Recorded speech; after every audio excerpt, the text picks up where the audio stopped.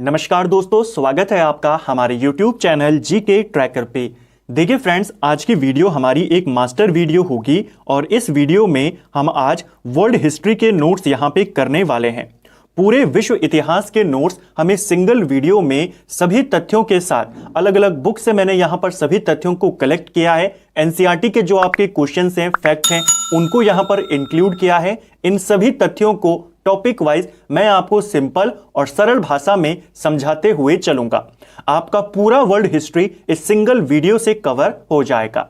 आज की वीडियो में हम किन किन टॉपिक्स को यहां पे कवर करेंगे, जल्दी से उसके बारे में देख लेते हैं और फिर बिना टाइम वेस्ट किए हमारी इस मास्टर वीडियो को शुरू करते हैं।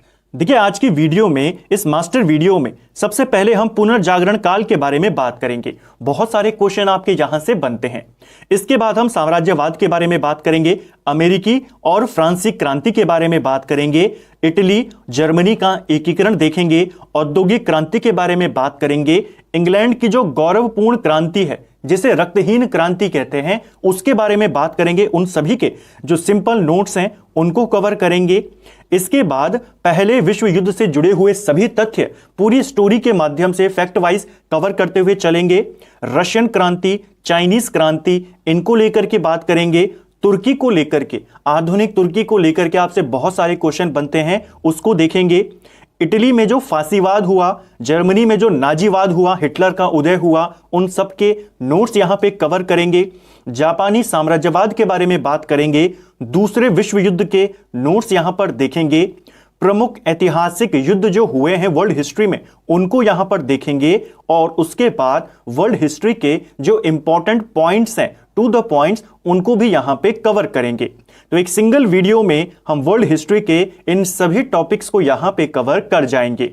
पूरे YouTube में आपको ऐसा वीडियो नहीं मिलेगा जिसमें आपके विश्व इतिहास के इतने सारे टॉपिक एक सिंगल वीडियो में आपको यहां पर मिल जाएंगे। तो चलिए दोस्तों, आज की हमारी इस वीडियो को शुरू करते हैं।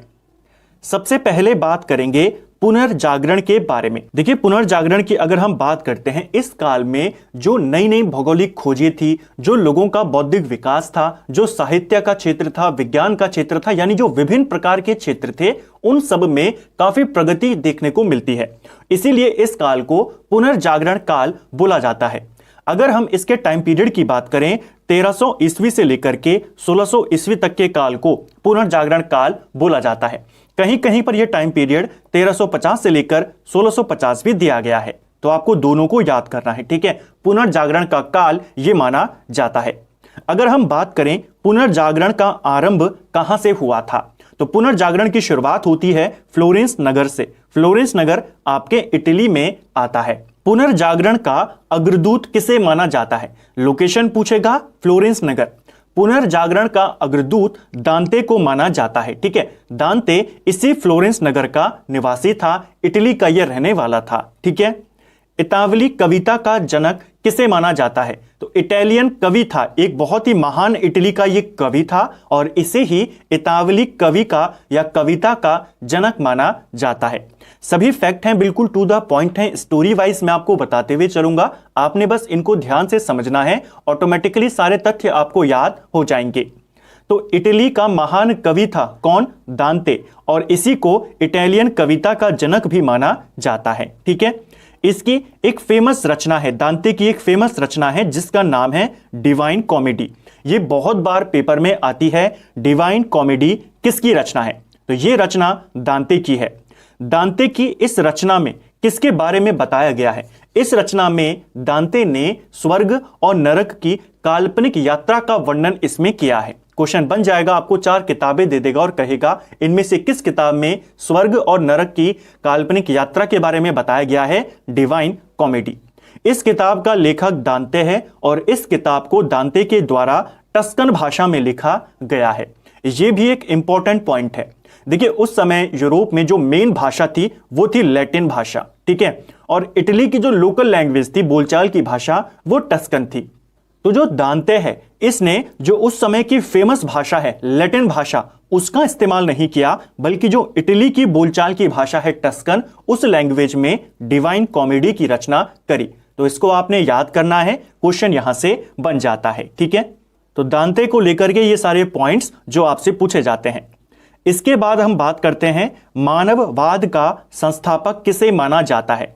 कहीं पर बोला जाता है मानववाद का संस्थापक, कई बार आपको एग्जाम में दे देगा मानववाद का जनक किसे माना जाता है। दोनों एक ही बात है।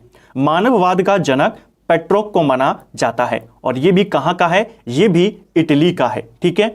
इटालियन गद्य का जनक किसे माना जाता है? तो इटालियन गद्य का, जैसे इटालियन कविता का जनक कौन था? दांते। इसी प्रकार इटालियन गद्य का जनक बोकेशियो को माना जाता है और इसी बोकेशियो की एक फेमस किताब जिसका नाम है डेकामेरॉन। तो इसको भी आपने याद करना है। ठीक है। आधुनिक राजनीतिक दर्शन का जनक किसे माना जाता है? आधुनिक राजनीतिक दर्शन और आधुनिक विश्व का पहला राजनीतिक चिंतन, ये दोनों नाम किसके हैं? मैकियावेली के हैं। मैकियावेली को भी आपको पता है कई सारे क्वेश्चन इसको लेकर के पूछे जाते हैं। मैकियावेली आपके इटली का था और इसे आधुनिक राजनीतिक दर्शन का जनक कहते हैं। साथ में आधुनिक विश्व का पहला राजनीतिक चिंतन भी मैकियावेली को बोला जाता है। इसकी एक फेमस किताब है जिसका नाम है द प्रिंस। क्वेश्चन बनता है द प्रिंस किसकी रचना है? मैकियावेली की रचना है। ठीक है। और इसी द प्रिंस की तुलना, जो ये इसकी रचना है, किसके साथ होती है? चाणक्य की जो रचना है अर्थशास्त्र के साथ। ठीक है। ये क्वेश्चन भी बनता है कि अर्थशास्त्र की तुलना किसके साथ होती है, प्रिंस की तुलना किसके साथ होती है? इन दोनों की तुलना आपस में होती है। ठीक है। इसीलिए भारत का मैकियावेली किसको कहते हैं? भारत का मैकियावेली चाणक्य को बोला जाता है। ठीक है। तो मैकियावेली को लेकर के भी जो पॉइंट वो हमने यहां पे देखे। ये सभी क्वेश्चन आपके पुनर्जागरण वाले टॉपिक से हैं। यहीं से आपके बहुत सारे क्वेश्चन आपको देखने को एग्जाम में मिलते हैं। ऊपर जो हमने इंडेक्स देखा था टॉपिक कवर का, उसी के हिसाब से हम सारे टॉपिक्स को यहां पर पॉइंट टू पॉइंट कवर करते हुए चलेंगे। इसके बाद बात करते हैं मूर्ति कला का पथ प्रदर्शक। तो देखिए, मूर्ति कला का पथ प्रदर्शक किसे कहा जाता है? तो मूर्ति कला का जनक ये कहा जाता है लोरेंजो गिबर्टी का। हमने बात करी थी ना कि पुनर्जागरण काल में अलग अलग क्षेत्रों में, साहित्य का क्षेत्र, चित्रकला का क्षेत्र, विज्ञान का क्षेत्र, बौद्धिक विकास बहुत तेजी से बढ़ा। तो हर क्षेत्र में जो विकास हुआ है, जो विकसित हुआ है, उनके आपसे क्वेश्चन बनते हैं। ठीक है। तो मूर्ति कला, इसका भी जनक किसको माना जाता है? लोरेंजो गिबर्टी को माना जाता है। नेक्स्ट है द लास्ट सपर और मोनालिसा किसकी रचना है? दो फेमस रचना है, द लास्ट सपर और मोनालिसा। ये दोनों रचनाएं लियोनार्डो दा विंची की हैं। यहां पर इसका सही आंसर लियोनार्डो दा विंची हो जाएगा। लियोनार्डो दा विंची को लेकर भी आपसे कई सारे क्वेश्चन पूछे जाते हैं। ये भी आपके इटली का था और इसकी फेमस रचना है मोनालिसा और साथ में द लास्ट सपर। ठीक है। द लास्ट जजमेंट और द फॉल ऑफ मैन के चित्रकार कौन है? तो the last supper Leonardo da Vinci की है। द लास्ट जजमेंट ये रचना माइकल एंजेलो की है और ये क्वेश्चन आपसे पेपरों में बहुत बार आया है द लास्ट जजमेंट को लेकर के। साथ में माइकल एंजेलो की एक और किताब है, एक और इसका चित्र है, वह है द फॉल ऑफ मैन। ये दोनों चित्र किसके हैं? माइकल एंजेलो के हैं। ठीक है। कई बार ऐसे भी पूछ लेता है माइकल एंजेलो किस क्षेत्र से संबंधित है? तो ये एक फेमस चित्रकार है। लियोनार्डो दा विंची की बात करें तो ये सभी क्षेत्रों में पारंगत था। ये चित्रकार भी था, दार्शनिक भी था, कविता वाला भी था, ये अभिनेता भी था, सारी चीजें, वैज्ञानिक भी था। अगर आपसे ऐसा क्वेश्चन बने कि कौन है जो सभी चीजों में माना जाता है पारंगत, वो था लियोनार्डो दा विंची। ठीक है। माइकल एंजेलो एक फेमस चित्रकार था, ये भी इटली का है। मैडोना चित्र के चित्रकार कौन है? तो मैडोना चित्र का चित्रकार ये माना जाता है राफेल को और ये भी इटली का था। तो ये तीनों के तीनों चित्रकार कहाँ के हैं? ये तीनों के तीनों इटली के हैं। इन तीनों के चित्र आपसे पूछे जाते हैं। तो मोनालिसा लियोनार्डो दा विंची का है, ये दोनों माइकल एंजेलो के हैं, मैडोना ये राफेल का है। तीनों कहाँ के हैं? तीनों इटली के हैं। नेक्स्ट है पुनर्जागरण काल में चित्रकला का जनक किसे माना जाता है? तो पुनर्जागरण काल में चित्रकला का जनक जियोटो को माना जाता है। ठीक है। चित्रकला का जनक किसको कहते हैं? जियोटो को। मूर्तिकला का हमने ऊपर देखा था गिबर्टी। इस तरीके के आपके क्वेश्चन बनते हैं। पुनर्जागरण काल में सर्वश्रेष्ठ निबंधकार कौन था? तो पुनर्जागरण काल का सर्वश्रेष्ठ निबंधकार जो माना जाता है वो फ्रांसिस बेकन को माना जाता है और फ्रांसिस बेकन ये कहां का था? ये इंग्लैंड का था। ठीक है। द प्रेज ऑफ फॉली किसकी पुस्तक है? तो द प्रेज ऑफ फॉली काफी इंपॉर्टेंट ये किताब है। इस किताब में पादरियों के अनैतिक जीवन और ईसाई धर्म की कुरीतियों पर व्यंग्यात्मक प्रहार किया गया है। सीधा क्वेश्चन बन जाएगा, पादरियों के अनैतिक जीवन और ईसाई धर्म में जो कुरीतियां हैं उन पर किस किताब में बताया गया है। किताब का नाम है द प्रेज ऑफ फॉली और इस किताब के रचयिता हैं इरेस्मस, जो कि हॉलैंड के हैं, यानी आज का नीदरलैंड। तो इस किताब को आपने याद करना है, इरेस्मस, और ईसाई धर्म की कुरीतियों के बारे में इसमें बताया गया है। ठीक है, नेक्स्ट है, किस लेखक ने अपनी पुस्तक यूटोपिया में आदर्श समाज का चित्र प्रस्तुत किया है। यूटोपिया की बात करें यानी कि ऐसा समाज जिसमें किसी को भी कोई भी समस्या ना हो। जैसे अगर हम बात करते हैं इंडिया के संदर्भ में तो कई बार कहा जाता है राम राज्य, उसी प्रकार का एक राम राज्य से अंग्रेजी में बोला जाता है। तो यूटोपिया का एक जो आदर्श समाज है इसके बारे में बताया है टॉमस मूर ने। सीधा क्वेश्चन बनेगा, यूटोपिया किसकी रचना है? टॉमस मूर की है। और इसमें इसने क्या बताया है? एक आदर्श समाज के बारे में इसने यहां पर बताया है। ठीक है, रोमियो एंड जूलियट किसकी प्रसिद्ध रचना है? तो काफी फेमस रचना है रोमियो एंड जूलियट। ये आपके शेक्सपियर की रचना है, जो विलियम शेक्सपियर है इसकी रचना है, और ये आपके इंग्लैंड का है। ठीक है, इसे भी आपने याद करना है। ठीक है, आधुनिक प्रयोगात्मक विज्ञान का जन्मदाता किसे माना जाता है? आधुनिक प्रयोगात्मक विज्ञान का जन्मदाता रोजर बेकन को माना जाता है। तो पुनर्जागरण काल को लेकर के ये कुछ इंपॉर्टेंट आपके फैक्ट्स थे जिनको आपको याद करना है, क्योंकि पुनर्जागरण काल में अलग अलग क्षेत्रों में प्रगति हुई। तो सभी क्वेश्चन ऐसे थे कि आपको एक एक पर्टिकुलर जो व्यक्ति हैं या उनसे रिलेटेड जो फैक्ट हैं वो आपको मैंने एक जगह पर देने का प्रयास किया। हमने यहाँ पर चित्रकला को लेकर के बात करी, दांते को लेकर के बात करी, इसके अलावा Michelangelo, Leonardo da Vinci, इन सब को लेकर के आपके क्वेश्चन हमने सिंपल और सरल भाषा में यहाँ पे कवर किए। एक और चीज यहां से आपसे आता है पुनर्जागरण काल को लेकर के। जब पुनर्जागरण काल अपने अंत की ओर चल रहा था, जो उसका अंतिम काल था, उस दौरान एक और महत्वपूर्ण घटना होती है, वो था धर्म सुधार आंदोलन। अब इसको लेकर यहां पर कुछ बातें करते हैं। धर्म सुधार आंदोलन की शुरुआत कब हुई थी? तो धर्म सुधार आंदोलन की शुरुआत 16वीं सदी में हुई है। सीधा क्वेश्चन बनता है। ठीक है, दूसरा क्वेश्चन बनता है, धर्म सुधार आंदोलन की शुरुआत कहां से हुई थी? तो 16वीं सदी में इसकी शुरुआत हुई, इंग्लैंड से यह शुरू होता है। ठीक है, धर्म सुधार आंदोलन का प्रवर्तक कौन था? धर्म सुधार आंदोलन का प्रवर्तक था मार्टिन लूथर। यह आपके जर्मनी का था। देखिए, दो व्यक्ति हैं, एक है आपका मार्टिन लूथर किंग और एक है आपका मार्टिन लूथर।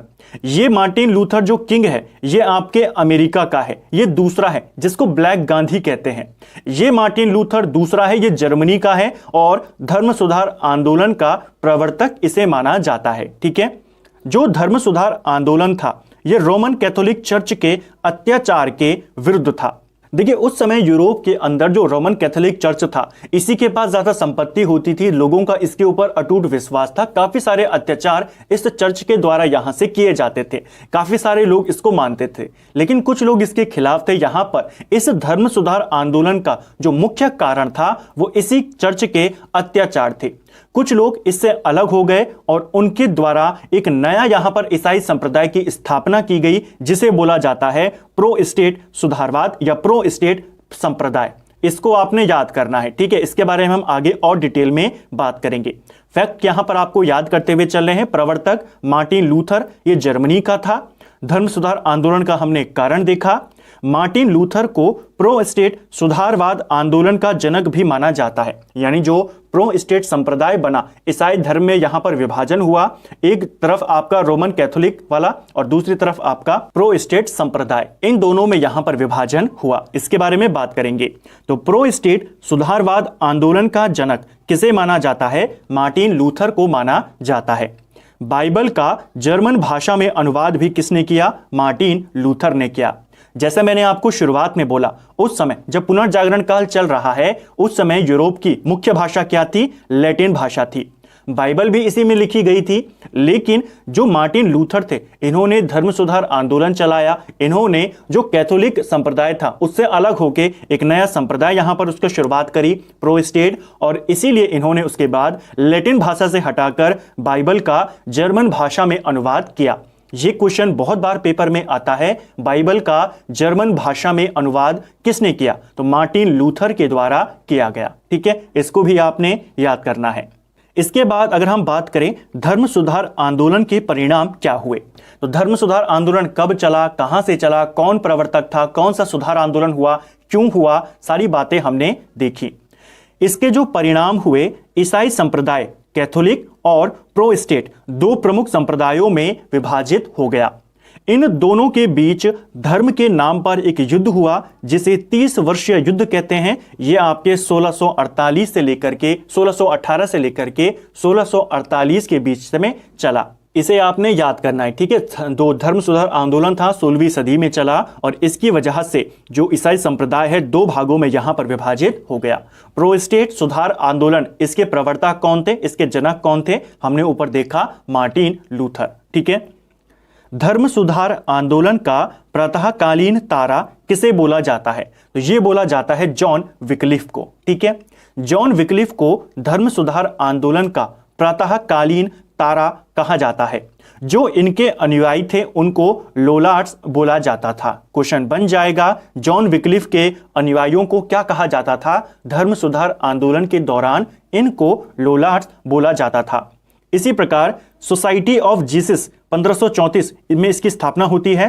किसने करी थी? ये करी थी इग्नातियस लोयोला ने और इनके अनुयायियों को जेसुइट बोला जाता था। क्वेश्चन बन जाएगा, धर्म सुधार आंदोलन के दौरान जेसुइट किसके अनुयायियों को कहा जाता था? इग्नातियस लोयोला के अनुयायियों को। इसने क्या स्थापित किया था? Society of Jesus. क्वेश्चन बनेगा, सोसाइटी ऑफ जीसस कब स्थापित हुई? आपके 1534 में। तो ये कुछ इंपॉर्टेंट फैक्ट आपके जो धर्म सुधार आंदोलन था और पुनर्जागरण था उसको लेकर के। तो हमारा एक टॉपिक यहां पर खत्म हो गया। कई सारे फैक्टों को हमने देखा, कई सारे तथ्यों को